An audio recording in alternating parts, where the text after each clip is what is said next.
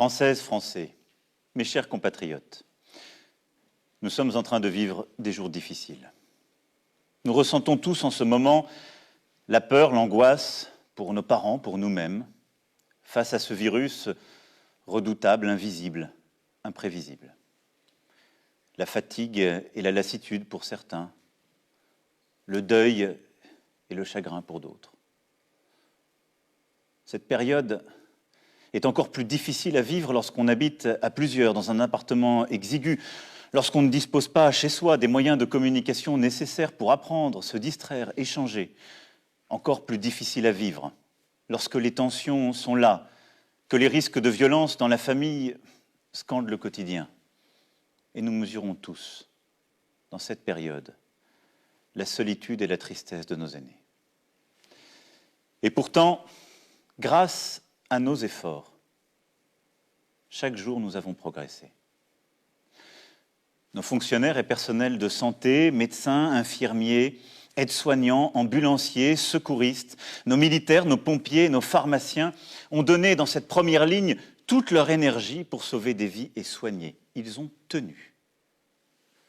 Les hôpitaux français ont réussi à soigner tous ceux qui s'y présentaient. Ces journées, ces semaines ont été et resteront l'honneur de nos soignants, en ville comme à l'hôpital. Dans la deuxième ligne, nos agriculteurs, nos enseignants, nos chauffeurs routiers, livreurs, électriciens, manutentionnaires, caissiers et caissières, nos éboueurs, personnels de sécurité et de nettoyage, nos fonctionnaires, nos journalistes, nos travailleurs sociaux, nos maires et nos élus locaux, et j'en oublie tellement, aidés par tant de Français qui se sont engagés, tous ont permis à la vie de continuer, au fond. Et chacun d'entre vous, dans ce que j'ai appelé cette troisième ligne, chacun d'entre vous, par votre civisme, en respectant les règles de confinement, grâce aussi à la vigilance de nos policiers et de nos gendarmes, vous avez fait que l'épidémie commence à marquer le pas. Les résultats sont là. Plusieurs régions ont pu être épargnées. Depuis quelques jours, les entrées en réanimation diminuent. L'espoir renaît. Et je veux ce soir vous remercier très chaleureusement pour ce dévouement et vous dire toute ma reconnaissance. Alors, étions-nous préparés à cette crise? À l'évidence, pas assez. Mais nous avons fait face. En France, comme partout ailleurs, nous avons donc dû parer à l'urgence, prendre des décisions difficiles à partir d'informations partielles, souvent changeantes, nous adapter sans cesse. Car ce virus était inconnu et il porte encore aujourd'hui beaucoup de mystères. Le moment, soyons honnêtes, a révélé des failles, des insuffisances. Comme tous les pays du monde, nous avons manqué de blouses, de gants, de gel hydroalcoolique. Nous n'avons pas pu distribuer autant de masques que nous l'aurions voulu pour nos soignants, pour les personnels s'occupant de nos aînés, pour les infirmières, les aides à domicile. Dès l'instant où ces problèmes ont été identifiés, nous nous sommes mobilisés. Gouvernement, collectivités locales, industriels, associations, pour produire et pour acquérir le matériel nécessaire. Mais je mesure pleinement que lorsque l'on est au front, il est difficile d'entendre qu'une pénurie mondiale empêche les livraisons. Les commandes sont désormais passées. Surtout, nos entreprises françaises et nos travailleurs ont répondu présents et une production comme en temps de guerre s'est mise en place. Nous avons réouvert des lignes pour produire, nous avons réquisitionné. D'ici 3 semaines, nous aurons, imaginez-le, multiplié par 5 la production de masques pour nos soignants en France. Et nous aurons produit 10 000 respirateurs supplémentaires de plus sur notre sol.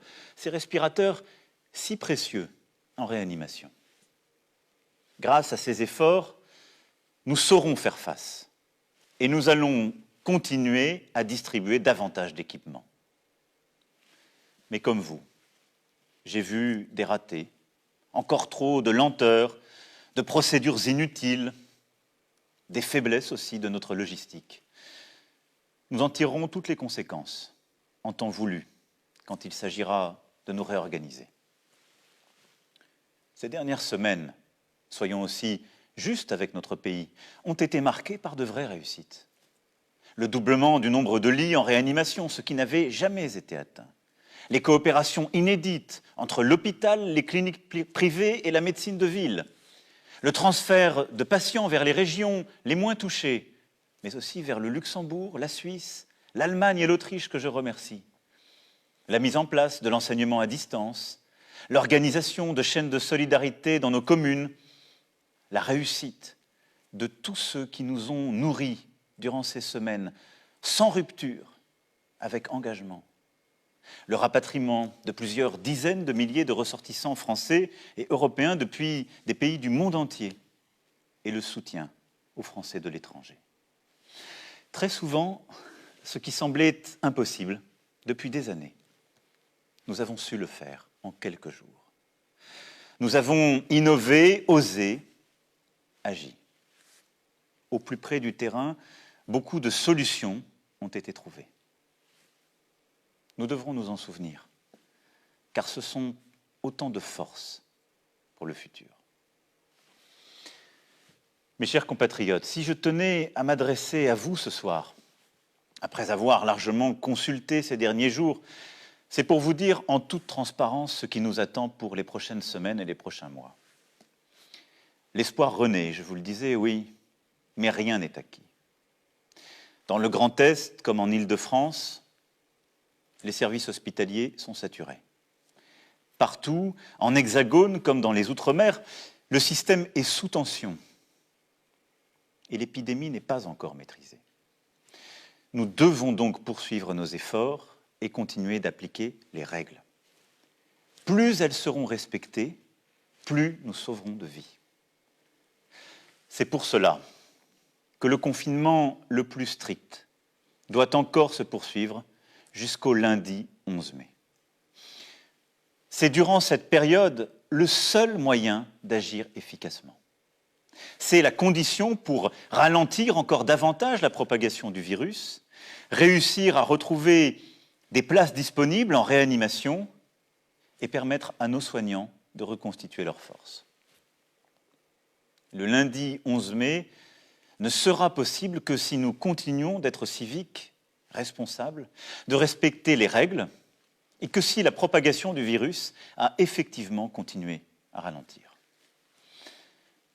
Je mesure pleinement, en vous le disant, l'effort que je vous demande. Durant les 4 semaines à venir, les règles prévues par le gouvernement devront continuer d'être respectées. Elles sont en train de montrer leur efficacité et ne doivent être ni renforcées ni allégées, mais pleinement appliquées. Je demande à tous nos élus, dont je sais l'importance dans cette période, je demande à tous nos élus, comme la République le prévoit en cette matière, d'aider à ce que ces règles soient les mêmes partout sur notre sol. Des couvre-feux ont été décidés là où c'était utile, mais il ne faut pas rajouter des interdits dans la journée. Pour notre vie quotidienne, il faut continuer, lorsque nous sortons, à appliquer les gestes barrières, nous tenir à distance et nous laver les mains. Je veux aussi vous rappeler que tous ceux qui ont une maladie chronique ou souffrent d'autres maladies doivent pouvoir continuer à consulter leur médecin. Car il n'y a pas que le virus qui tue. L'extrême solitude, le renoncement à d'autres soins peuvent être aussi dangereux. Je souhaite aussi que les hôpitaux et les maisons de retraite puissent permettre d'organiser pour les plus proches, avec les bonnes protections, la visite aux malades en fin de vie, afin de pouvoir leur dire adieu. Durant cette phase de confinement, le pays continue à vivre, et heureusement. Certaines activités sont interdites car incompatibles avec les règles sanitaires. Pour tous les autres secteurs économiques, quand la sécurité des travailleurs et des entrepreneurs est bien garantie, ils doivent pouvoir produire, et ils l'ont largement fait depuis maintenant un mois. Pour tous ceux qui doivent être aidés durant cette période, Les mesures de chômage partiel pour les salariés et de financement pour les entreprises seront prolongées et renforcées. Elles sont inédites et protègent d'ores et déjà plus de 8 millions de nos salariés et nombre de nos entreprises. Pour les artisans, les commerçants, les professions libérales et les entrepreneurs, le Fonds de solidarité apporte une première réponse. Mais je sais votre angoisse. Je l'ai entendu, je l'ai lu. Les charges qui continuent de tomber, les traites, les loyers, les emprunts. C'est pourquoi j'ai demandé au gouvernement d'accroître fortement les aides, de les simplifier pour vous permettre de surmonter cette période. Je souhaite que les banques puissent décaler toutes les échéances beaucoup plus massivement qu'elles ne l'ont fait. Et les assurances doivent être au rendez-vous de cette mobilisation économique. J'y serai attentif. Il y a donc un travail dans les prochains jours à poursuivre pour vous consolider économiquement dans cette période. Rapidement, un plan spécifique sera mis en œuvre pour les secteurs qui, comme le tourisme, l'hôtellerie, la restauration, la culture et l'événementiel, seront durablement affectés. Des annulations de charges et des aides spécifiques seront mises en place. Pour les plus fragiles et les plus démunis, ces semaines sont aussi très difficiles. Je veux remercier les maires, les élus locaux, les associations qui se sont fortement mobilisés aux côtés du gouvernement.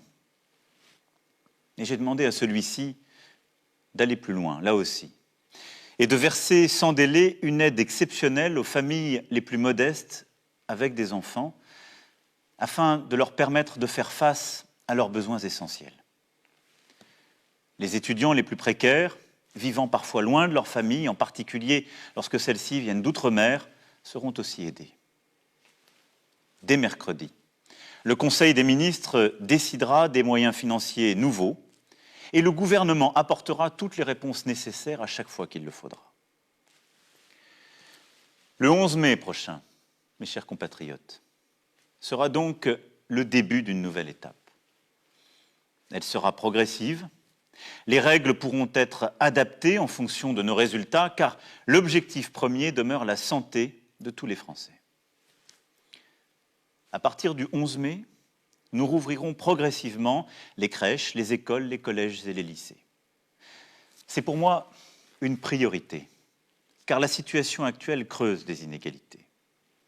Trop d'enfants, notamment dans les quartiers populaires, dans nos campagnes, sont privés d'école, sans avoir accès au numérique, et ne peuvent être aidés de la même manière par les parents. Dans cette période, les inégalités de logement, les inégalités entre familles sont encore plus marquées. C'est pourquoi nos enfants doivent pouvoir retrouver le chemin des classes. Le gouvernement, dans la concertation, aura à aménager des règles particulières, organiser différemment le temps et l'espace, bien protéger nos enseignants et nos enfants avec le matériel nécessaire. Pour les étudiants de l'enseignement supérieur, les cours ne reprendront pas physiquement jusqu'à l'été. Le gouvernement précisera, pour chacun, la bonne organisation qui sera nécessaire, en particulier pour les examens et les concours. Le 11 mai, il s'agira aussi de permettre au plus grand nombre de retourner travailler, redémarrer notre industrie, nos commerces et nos services. Le gouvernement préparera sans délai ces réouvertures avec les partenaires sociaux pour que des règles soient établies afin de protéger les salariés au travail. C'est la priorité. Les lieux rassemblant du public, restaurants, cafés et hôtels, cinémas, théâtres, salles de spectacle et musées resteront en revanche fermés à ce stade.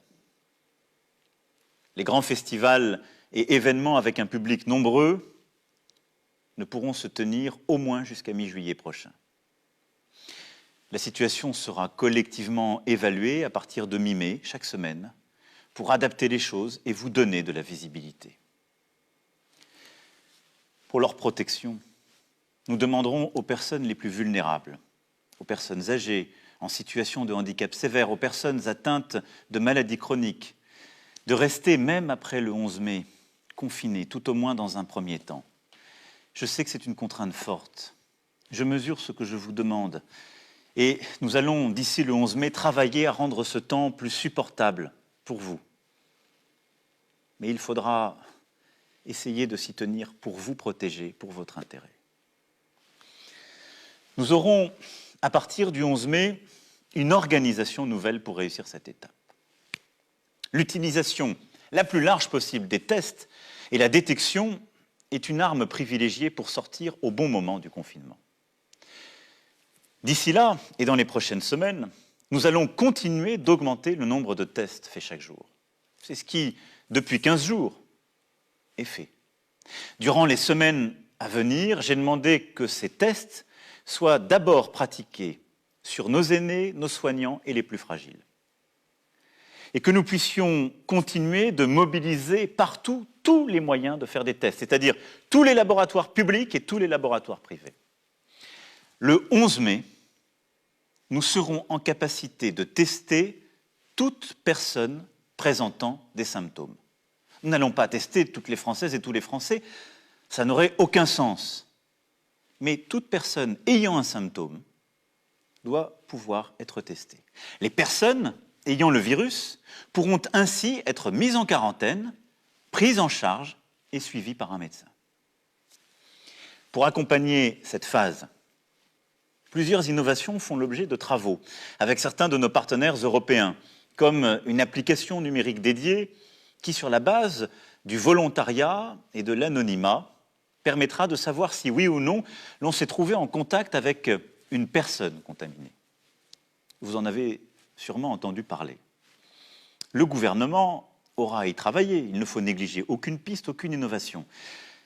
Mais je souhaite qu'avant le 11 mai, nos assemblées puissent en débattre et que les autorités compétentes puissent nous éclairer. Car cette épidémie ne saurait affaiblir notre démocratie ni mordre sur quelques libertés. Jusqu'à nouvel ordre, nos frontières, avec les pays non européens, resteront fermées. Nous déploierons ensuite tous les moyens nécessaires à la protection de la population. En complément des gestes barrières que vous connaissez bien et qu'il vous faudra continuer à appliquer, l'État, à partir du 11 mai, en lien avec les maires, devra permettre à chaque Français de se procurer un masque grand public. Pour les professions les plus exposées et pour certaines situations comme dans les transports en commun, son usage pourra devenir systématique. Ce sera possible grâce à nos importations et grâce à la formidable mobilisation d'entrepreneurs et de salariés partout sur le territoire pour produire massivement ce type de masque. Le gouvernement présentera d'ici 15 jours, sur la base de ces principes, le plan de l'après-11 mai et les détails d'organisation de notre vie quotidienne. Des points de rendez-vous réguliers se tiendront pour que nous puissions adapter les mesures prises et ensemble décider de manière régulière d'ajuster les choses. Alors, à quelle échéance dès lors peut-on espérer entrevoir la fin définitive de cette épreuve? Quand pourrons-nous renouer avec la vie d'avant? Je sais vos questionnements, je les partage. Ils sont légitimes. J'aimerais tellement pouvoir tout vous dire et vous répondre sur chacune de ces questions, mais en toute franchise, en toute humilité, nous n'avons pas de réponse définitive à cela. Aujourd'hui, d'après les premières données, qui seront prochainement affinées par ce qu'on appelle les tests sérologiques, une très faible minorité de Français ont contracté le Covid-19. Ce qui veut dire que nous sommes loin de ce que les spécialistes appellent l'immunité collective, c'est-à-dire ce moment où le virus arrête de lui-même sa circulation parce que suffisamment d'entre nous l'avons eu. C'est pourquoi la première voie pour sortir de l'épidémie est celle des vaccins. Tout ce que le monde compte de talents, de chercheurs, y travaille. La France est reconnue en la matière et a d'excellentes ressources. Parce que c'est sans doute la solution la plus sûre, même s'il faudra plusieurs mois au moins pour la mettre en œuvre. Notre pays investira encore plus massivement dans la recherche. Et je porterai dans les prochains jours une initiative avec nombre de nos partenaires en votre nom pour accélérer les travaux en cours. La seconde voie, ce sont les traitements. Nous y travaillons depuis le premier jour. Il y a eu, je le sais, beaucoup de débats dans le pays. Toutes les options sont explorées. Et notre pays est celui qui a engagé le plus d'essais cliniques en Europe. J'ai tenu moi-même à comprendre chacune des options possibles, à m'assurer que tout était essayé dans les meilleurs délais et avec rigueur. Il ne s'agit pas de donner un traitement si on n'est pas sûr, mais de procéder à tous les essais cliniques pour que toutes les pistes soient poursuivies. Et croyez-le, nos médecins, nos chercheurs travaillent d'arrache-pied. Aucune piste n'est négligée, aucune piste ne sera négligée, je m'y engage. Voilà, ce soir, je partage avec vous ce que nous savons et ce que nous ne savons pas. Nous finirons par l'emporter, mais nous aurons plusieurs mois à vivre avec le virus. Avec humilité, il nous faut aujourd'hui décider et agir en tenant compte des incertitudes. Avec lucidité, oui, parce que regardez l'Asie. Le virus semblait avoir été vaincu et il revient dans de nombreux pays qui, à nouveau, décident de refermer leurs économies. Il nous faut donc procéder avec calme et courage. Mais ce que je sais à ce moment, mes chers compatriotes, c'est que notre nation se tient debout, solidaire, dans un but commun. On disait que nous étions un peuple indiscipliné, et voilà que nous respectons des règles, des disciplines parmi les plus rigoureuses jamais imposées à notre peuple en temps de paix. On disait que nous étions un peuple épuisé, routinier, bien loin de l'élan des fondations. Et voilà que tant d'entre vous rivalisent de dévouement, d'engagement face à l'inattendu de cette menace. Nous voilà tous solidaires, fraternels, unis. Concitoyens d'un pays qui fait face, concitoyens d'un pays qui débat, qui discute, qui continue de vivre sa vie démocratique, mais qui reste unis. Et je veux ce soir partager avec vous, au cœur de l'épreuve, cette fierté. Cette certaine idée qui a fait la France est bien là, vivante et créatrice. Et cela doit nous remplir d'espoir. C'est nous. Durant les semaines à venir, le gouvernement, le Parlement, notre administration, avec nos maires et nos élus locaux, auront à préparer la suite. Pour ce qui me concerne, je tâcherai de porter en Europe notre voix afin d'avoir plus d'unité, de solidarité. Les premières décisions ont été dans le bon sens. Et nous avons beaucoup poussé pour cela, qu'il s'agisse de la Banque centrale européenne, de la Commission européenne ou des gouvernements. Mais nous sommes à un moment de vérité qui impose plus d'ambition, plus d'audace, un moment de refondation. Nous devons aussi savoir aider nos voisins d'Afrique à lutter contre le virus plus efficacement, à les aider aussi sur le plan économique en annulant massivement leurs dettes. Oui, nous ne gagnerons jamais seuls, parce qu'aujourd'hui, à Bergame, Madrid, Bruxelles, Londres, Pékin, New York, Alger ou Dakar, nous pleurons les morts d'un même virus. Alors si notre monde sans doute se fragmentera, il est de notre responsabilité de bâtir dès aujourd'hui des solidarités et des coopérations nouvelles. Il nous reviendra aussi, dans les prochaines semaines, de préparer l'après. Il nous faudra rebâtir notre économie plus forte afin de produire et redonner plein espoir à nos salariés, nos entrepreneurs, garder notre indépendance financière. Il nous faudra rebâtir une indépendance agricole, sanitaire, industrielle et technologique française et plus d'autonomie stratégique pour notre Europe. Cela passera par un plan massif pour notre santé, notre recherche, nos aînés, entre autres. Il nous faudra nous rappeler aussi que notre pays, aujourd'hui, tient tout entier sur des femmes et des hommes que nos économies reconnaissent et rémunèrent si mal. Les distinctions sociales ne peuvent être fondés que sur l'utilité commune. Ces mots, des Français les ont écrits il y a plus de 200 ans. Nous devons aujourd'hui reprendre le flambeau et donner toute sa force à ce principe. Il nous faudra bâtir une stratégie où nous retrouverons le temps long, la possibilité de planifier la sobriété carbone, la prévention, la résilience, qui seuls peuvent permettre de faire face aux crises à venir.